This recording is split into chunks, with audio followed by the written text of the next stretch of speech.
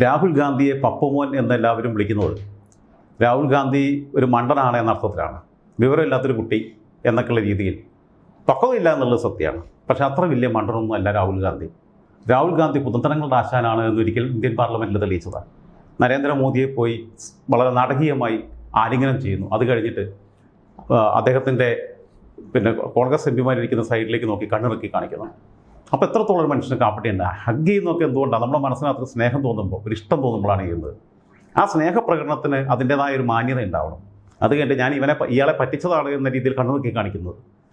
രാഹുൽ ഗാന്ധി കഴിഞ്ഞ ദിവസം നടത്തിയിട്ടുള്ള ഒരു പ്രസ്താവനയുണ്ട്. ന്യായ് പത്ര എന്ന് പറയുന്ന കോൺഗ്രസിൻ്റെ പ്രകടന പത്രികയുമായി ബന്ധപ്പെട്ടാണ് അദ്ദേഹം നടത്തിയത്. അദ്ദേഹം പറഞ്ഞത്, ഞങ്ങൾ അധികാരത്തിൽ വന്നാൽ ഇന്ത്യയിലെ ദാരിദ്ര്യം ഒറ്റ ദിവസം കൊണ്ട് തുടച്ചു നീക്കും. ഒറ്റ പ്രാവശ്യത്തിലൂടെ ഇന്ത്യയിലെ സമ്പൂർണ്ണമായ ദാരിദ്ര്യ നിർമ്മാർജ്ജനം ഞങ്ങൾ നടപ്പിലാക്കും.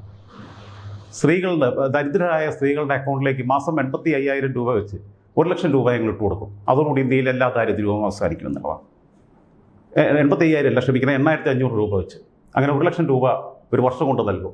അങ്ങനെ ഇന്ത്യയെ ഒറ്റയടിക്ക് ദാരിദ്ര്യമുക്തമായ രാജ്യമാക്കി മാറ്റുമെന്നുള്ളതാണ്. ഇന്ത്യയിലെ ദാരിദ്ര്യത്തിനൊക്കെ കഴിഞ്ഞ 10 വർഷം കൊണ്ടേറെ പരിഹാരം ഉണ്ടായിട്ടുണ്ട്. പക്ഷേ ഇത് പറയുമ്പോൾ ആലോചിക്കേണ്ടത്, ആരാണ് രാഹുൽ ഗാന്ധി? വർഷങ്ങളോളം 17 വർഷം ഇന്ത്യ ഭരിച്ച നെഹ്റുവിൻ്റെ, അതിനുശേഷം ഇന്ത്യ ഭരിച്ച ഇന്ദിരാഗാന്ധിയുടെ, അതിനുശേഷം ഇന്ത്യ 5 വർഷം ഭരിച്ച രാജീവ് ഗാന്ധിയുടെ ഒക്കെ അടുത്ത തലമുറയിൽപ്പെട്ട ആളാണ് രാഹുൽ ഗാന്ധി. അച്ഛനും അമ്മൂമ്മയും മുത്തച്ഛനും ഒക്കെ ഇത്രയും വർഷം, പതിറ്റാണ്ടുകൾ ഇന്ത്യ ഭരിച്ചപ്പോൾ സ്വാതന്ത്ര്യാനന്തര ഭാരതത്തിലെ ദാരിദ്ര്യ നിർമ്മാർജ്ജനത്തിന് വേണ്ടിയിട്ട് ഇവരെന്ത് ചെയ്തു? ഇവരല്ലേ ഭരിച്ചത്, വേറെ ആരുമല്ല ഭരിച്ചത്. പറഞ്ഞാൽ കേട്ടാത്തൊന്നും ഇത്രയും കാലം വേറെ ഏതോ പാർട്ടിയാണ് ഭരിച്ചിരുന്നത്. 1947 തൊട്ട് ഈ 2024 വരെയുള്ള നീണ്ട ഇത്രയും വർഷം വേറെ ഏതോ പാർട്ടി ഭരിച്ചു. ഇനിയിപ്പോൾ ഞങ്ങൾക്ക് അധികാരം കിട്ടി, ഞങ്ങൾ മാറ്റുന്നു. അരവിന്ദ് കെജ്രിവാൾ ഡൽഹിയിൽ അങ്ങനെ ഒരു ഓഫർ വെച്ചിരുന്നു. അത് വെച്ചതിന് അർത്ഥമുണ്ട്. കാരണം AP ആദ്യമായിട്ടാണ് അധികാരത്തിൽ വരുന്നത്. വേണ്ട, രാഹുൽ ഗാന്ധിയുടെ അമ്മ സൂപ്പർ പ്രധാനമന്ത്രിയായി UPA ചെയർപേഴ്സണായി ഇരുന്നിട്ടാണ് 2004 തൊട്ട് 2014 വരെ മൻമോഹൻ സിംഗ് എന്ന റബ്ബർ സ്റ്റാമ്പിനെ വെച്ചുകൊണ്ട് ഇന്ത്യ ഭരിച്ചത്. എന്തേ ഇവർക്ക് ദാരിദ്ര്യ നിർമ്മാർജ്ജനത്തെക്കുറിച്ച് ഒരു ആലോചന ഉണ്ടാവാതെ പോയി? എന്തേ മാസം 8,500 വേണ്ട, മാസം 1,500 വെച്ച് കൊടുക്കാൻ തോന്നാതിരുന്നത്? എന്നിട്ട് ഇപ്പോൾ പറയണത് ഇത് കണ്ണിൽ പൊടിയിടാനുള്ള തന്ത്രമാണ്. രാഹുൽ ഗാന്ധി ഇതൊക്കെ പറയുമ്പോഴും നിങ്ങൾ ആലോചിക്കേണ്ടത്, ഇന്ത്യക്കാരും സിഖ് കൂട്ടക്കല മറന്നിട്ടില്ല. മുത്തശ്ശി വെടിയേറ്റ് മരിച്ചപ്പോൾ തീവ്രവാദികൾ, അതും മുത്തശ്ശി തന്നെ പാലൂട്ടി വളർത്തിയ, മുത്തശ്ശിയുടെ ഏറ്റവും പ്രിയപ്പെട്ടവനായിരുന്ന ഭിന്ദ്രൻവാല നേതൃത്വം കൊടുത്തുണ്ടാക്കിയ ഖലിസ്ഥാൻ തീവ്രവാദം, അതിനെല്ലാ രീതിയിലും സഹായം ചെയ്തു കൊടുത്ത ഇന്ദിരാഗാന്ധിയാണ്. അവസാനം അവർ തന്നെ ഇവരെ തിരിച്ച് ആക്രമിച്ചു. കാരണം ഓപ്പറേഷൻ ബ്ലൂ സ്റ്റാറിന് ശേഷം അവർ തമ്മിലുള്ള ബന്ധം വഷളായി. ഭിന്ദ്രൻവാലയും ഇന്ദിരാഗാന്ധിയും തമ്മിലുള്ള വ്യക്തിപരമായ അവിശുദ്ധ ബന്ധം വഷളായതിൻ്റെ ഭാഗമായിട്ടാണ് അത്ര ഓപ്പറേഷനിലേക്കൊക്കെ നീങ്ങിയത്. പിണങ്ങി കഴിഞ്ഞപ്പോൾ പിന്നെ ശത്രുവായി. തിരിച്ച് സസ്വന്ത് സിംഗും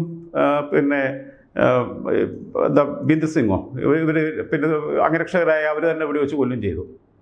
അതിന് പ്രത്യാക്രമണം എന്ന രീതിയിൽ ദില്ലിയിലെ ചേരികളിലൊക്കെ താമസിക്കുന്ന, പലതരം കൂലിപ്പണി എടുത്തുവരെ അവിടെ ജീവിച്ചുകൊണ്ടിരിക്കുന്ന സമ്പന്നരായ സിഖുകാരെല്ലാം പഞ്ചാബിലുള്ളത്.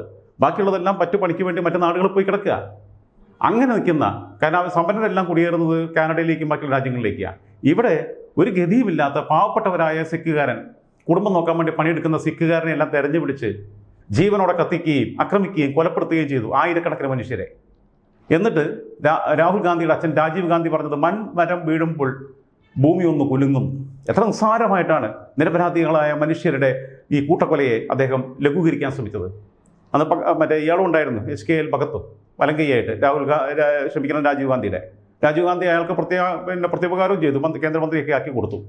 അയാളാണ് ഈ ക്രൂരതയ്ക്കെല്ലാം നേതൃത്വം കൊടുത്തിരുന്നത്. അതിൻ്റെ ആ ക്രൂര മനസ്സുള്ള ആളുടെ മകനാണ് രാഹുൽ ഗാന്ധി. അച്ഛൻ ക്രൂരനാണെന്ന് എഴുതിയിട്ട് രാഹുൽ ഗാന്ധി ക്രൂരനാണെന്നൊന്നും ഞാൻ പറയുന്നില്ല. പക്ഷേ രാഹുൽ ഗാന്ധി കുടിലതന്ത്രക്കാരനാണ്. രാഹുൽ ഗാന്ധിക്ക് ഇമ്മച്ചുവറാണ്, അതിൽ സംശയമൊന്നുമില്ല. മുതിർന്ന നേതാക്കന്മാരെ ബഹുമാനിക്കാത്ത, പ്രായമുള്ള ആൾക്കാരെ ബഹുമാനിക്കില്ല. ഒരു മണിയടി സംഘത്തെ മാത്രം, സ്തുതിപാഠകരെ മാത്രം കൂടെ കൊണ്ടു നടക്കുന്ന രീതിയാണ് രാഹുൽ ഗാന്ധി സൃഷ്ടിച്ചുകൊണ്ടിരിക്കുന്നത്. വേണ്ട, അടിയന്തരാവസ്ഥക്കാലത്ത് മുത്തശ്ശി പ്രധാനമന്ത്രിയായിരിക്കുമ്പോൾ പിതൃ സഹോദരനായ രാജീവ് ഗാന്ധിയുടെ സഹോദരൻ സഞ്ജയ് ഗാന്ധി, പേര് കിട്ടിയില്ലായിരുന്നു പെട്ടെന്ന്, പിതൃ സഹോദരനായ സഞ്ജയ് ഗാന്ധിയുടെ താല്പര്യപ്രകാരം ദില്ലിയിലെ തുർക്കുമാൻ ചേരിയിൽ താമസിക്കുന്ന നിരാലംബരായ ആയിരക്കണക്കിന് മനുഷ്യരുടെ നേരെ ബുൾഡോസർ ഓടിച്ചു കയറ്റുകയും ആയിരക്കണക്കിന് സാധാരണക്കാരായ മനുഷ്യരെ നിർബന്ധിത വന്ധീകരണത്തിന് വിധേയരാക്കുകയും ചെയ്തത് മുത്തശ്ശിയുടെ ഭരണകാലത്താ. അച്ഛൻ്റെ സഹോദരനാണ് ഇതിന് എല്ലാ സഹായം ചെയ്തു കൊടുത്തതിന് വേണ്ട അതിൻ്റെ പ്ലാനിങ്ങിനെല്ലാം മുമ്പിൽ നിന്നത്. ഈ രാജീവ് ഗാന്ധി പോലും അമ്മയെ ചെയ്യരുതെന്ന് പറഞ്ഞിട്ടില്ല. ഈ മരുമോള് സോണിയാഗാന്ധി പറഞ്ഞിട്ടില്ല അമ്മയെ ചെയ്യരുതെന്ന് പറഞ്ഞിട്ടില്ല.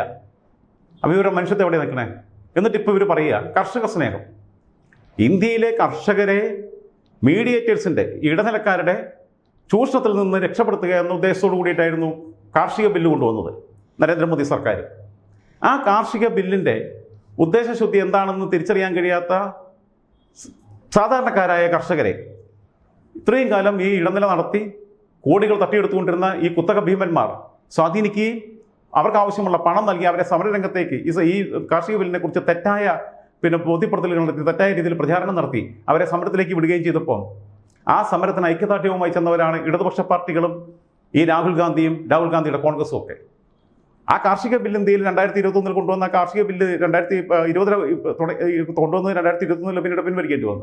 തൽക്കാലത്തേക്ക് അത് ഫ്രീസ് ചെയ്തിട്ടു. ഈ കാർഷിക ബില്ലിന് പരിഷ്കരണ ബില്ലിനകത്തുള്ള കാര്യങ്ങൾ നടപ്പിലായിരുന്നെങ്കിൽ ഇന്ത്യയിലെ കർഷകർക്ക് ഏറെ ദൂരം മുന്നോട്ട് പോകാൻ പറ്റുമായിരുന്നു. ആ ഉദ്ദേശത്തോടു കൂടിയിട്ടാണ് അത്ര ഒരു ബില്ല് വിഭാവന ചെയ്തത്. അതിനെടുത്ത് ദൂരെ കളഞ്ഞു, അതിൻ്റെ മെറിറ്റ് നോക്കാതെ. ഇത്ര കണ്ട് കാലത്തോട് അനീതി ചെയ്ത, കർഷകരോട് അനീതി ചെയ്ത ഒരു പാർട്ടിയാണ് കോൺഗ്രസ്. എന്നിട്ടാണ് ഇപ്പോൾ ഇവരൊക്കെ പറയുന്നത്. അദ്ദേഹം ഉടായ്പകളുടെ ഒരു ഉസ്താദായിട്ട് നിൽക്കുക കുറേ കാലമായിട്ട്. അമ്മ 10 വർഷം ഭരിച്ചപ്പോൾ ദാരിദ്ര്യം എടുത്ത് കളഞ്ഞുകൂടെയിരുന്നോ? വേറെ ആരെങ്കിലും ആയിരുന്നോ നിയന്ത്രിച്ചിരുന്നത്? മൻമോഹൻ സിംഗ് അമ്മ പറയുന്നിടത്തെല്ലാം ഒപ്പിടുന്ന ആളായിരുന്നല്ലോ. രാഹുൽ ഗാന്ധി അന്ന് MP ആണ്. കേന്ദ്ര നേതൃത്വത്തിൻ്റെ ഏറ്റവും അമ്മയെ കൊണ്ട് തീരുമാനം എടുപ്പിക്കുന്നത് രാഹുൽ ഗാന്ധി ആയിരുന്നല്ലോ. ഇപ്പോഴും ന്യായ് പത്രിക ന്യായ് പത്ര എന്ന് പറയുന്ന പ്രകടന പത്രിക അവതരിപ്പിക്കാൻ, അതിലെ കാര്യങ്ങൾ റിലീസ് ചെയ്യാൻ രാഹുൽ ഗാന്ധി ആരാന്നുള്ള ചോദ്യമുണ്ട്. ഇന്ത്യൻ നാഷണൽ കോൺഗ്രസിൻ്റെ പ്രസിഡന്റ് മല്ലികാർജ്ജുൻ ഖാർഗെയാണ്. ലോക്സഭയിലെ പ്രതിപക്ഷ നേതാവ് അധീർ രഞ്ജൻ ചൗധരിയാണ്. അവരൊക്കെയാണ്. അദ്ദേഹം ഒരു പ്രവർത്തക സമിതി അംഗമേ ഉള്ളൂ. ശശി തരൂരും പ്രവർത്തക സമിതി അംഗമാണ്. ഇവരെല്ലാം പ്രവർത്തക സമിതി അംഗങ്ങളാണ്. ഇതിൽ ഇദ്ദേഹത്തിന് എന്താ സ്പെഷ്യാലിറ്റി? അപ്പം ഞാൻ സീറ്റിലിരുന്നില്ലെങ്കിലും അമ്മ അന്ന് ചെയ്ത പരിപാടി തന്നെ. അതിനെക്കുറിച്ച് ഗുലാം നബി ആസാദ് വളരെ വ്യക്തമായിട്ട് പറഞ്ഞിട്ടുണ്ടായിരുന്നു. പിൻസീറ്റ് ഡ്രൈവിംഗ് ആണ് നടന്നിരുന്നത് 2004 തൊട്ട് 2014 വരെയുള്ള മൻമോഹൻ സിംഗിൻ്റെ ഭരണ സമയത്ത്. 37 പ്രധാനമന്ത്രി ആയില്ല, പക്ഷേ പ്രധാനമന്ത്രി ആവേണ്ടെന്ന് അതിനേക്കാളും മേലെയുള്ള രീതിയിലാണ്. ഒരുമിച്ച് വേദി പങ്കിടുമ്പോൾ പോലും കൂടുതൽ പ്രസക്തി കിട്ടുന്നിരുന്നത് സോണിയാഗാന്ധിക്കാണ്. വിദേശ രാജ്യ പ്രതിനിധികൾ ഇന്ത്യ സന്ദർശിക്കുമ്പം UPA ചെയർപേഴ്സൺ എന്നുള്ള രീതിയിൽ അവർക്കെന്ത് റോളാണ് എടുക്കാനുള്ളത്? പ്രസിഡന്റും പ്രധാനമന്ത്രിയൊക്കെയാണ് സ്വീകരിക്കുക, ബാക്കിയുള്ള ചെയ്യേണ്ടത്. പക്ഷേ അവരുമായിട്ടുള്ള ചർച്ചകളിൽ പോലും ലീഡ് ചെയ്തിരുന്നത് സോണിയാഗാന്ധിയാണ്. ഇപ്പോഴും അവരെ കൈക്കട്ടം കിടക്കുകയല്ലേ. ഈ വയസ്സുകാലത്ത് അവരിപ്പോഴും ആരോഗ്യ പ്രശ്നങ്ങൾ ഉണ്ടായിട്ടും രാജ്യസഭയ്ക്ക് പോയി. ഇനിയിപ്പോൾ മോളും മരുമോനും ഒക്കെ മത്സരിക്കണം എന്ന് പറഞ്ഞ് നിൽക്കുക ഒരു കുടുംബത്തിൻ്റെ കയ്യിൽ. എന്തായിരുന്നാലും രാഹുൽ ഗാന്ധി പറഞ്ഞ പ്രസ്താവന ഇത്ര കണ്ട് ഒരു തമാശയായിട്ട് തോന്നണേ. രാജ്യത്തെ ദാരിദ്ര്യം ഞങ്ങൾക്ക് അവസരം കിട്ടിയാൽ നിർമ്മാർജ്ജനം ചെയ്യും. ഇത്രയും കാലം വരിച്ചെന്നേ. സ്ത്രീകൾക്ക് പൈസ കൊടുക്കും, 1 ലക്ഷം രൂപ ഒരു കുടുംബത്തിന് നൽകും. ഇപ്പം ദരിദ്രരായവർക്ക് ഇത്രയും കാലം കൊടുക്കാതിരുന്നിട്ടാണ് ചെയ്യുന്നത്. ഇപ്പം ചെയ്യുമെന്ന് പറയുന്നത്. അതായത് ഭരണം എന്തായാലും കിട്ടില്ല എന്നറിയാം. പിന്നെ ഇപ്പം എന്ത് വാഗ്ദാനം കൊടുക്കാമല്ലോ. ഇപ്പം എനിക്ക് നാളെ കേരളത്തിലെ മുഖ്യമന്ത്രി ആയിക്കഴിഞ്ഞാൽ, ഞാനൊരു ഇലക്ഷന് മത്സരിക്കാനുള്ള താല്പര്യമൊക്കെ ഉണ്ടെന്നുണ്ടെങ്കിൽ കേരളത്തിലെ ഞാൻ മുഖ്യമന്ത്രി ആയിക്കഴിഞ്ഞാൽ കേരളത്തിലെ എല്ലാ വീട്ടിലും AC വെച്ച് കൊടുക്കുന്നു പറയാം. കാരണം എന്തായാലും ഞാൻ മുഖ്യമന്ത്രി ആവില്ല എന്നറിയാം. ഒരു പ്രചാരണം നടത്തുക, ഇമ്മാതിരി ഒരു മുടക്കും ഇല്ലാത്ത രീതിയിലുള്ള വർത്തമാനം പറയുക. എന്തായിരുന്നാലും ഒരു ദേശീയ നേതാവിന് യോജിച്ച രീതിയിലോ ഒന്നുമല്ല അദ്ദേഹം സംസാരിച്ചിട്ടുള്ളത്. മാത്രമല്ല സ്വന്തം മുഖത്തേക്ക് തന്നെ മറന്നു കടന്ന് തുപ്പിക്കൊണ്ടിരിക്കുകയാണ് അദ്ദേഹം ചെയ്തുകൊണ്ടിരിക്കുന്നത്. കാരണം അദ്ദേഹം തള്ളി പറയുന്നത് സ്വന്തം പിതാവിനെയും മുത്തശ്ശിയുടെ വാപ്പയെയാണ് എന്നുള്ള കാര്യം മാത്രമാണ് രാഹുൽ ഗാന്ധിയുടെ അനുയായികളായ കോൺഗ്രസ് പ്രവർത്തകരെ ഓർമ്മപ്പെടുത്താനുള്ളത്.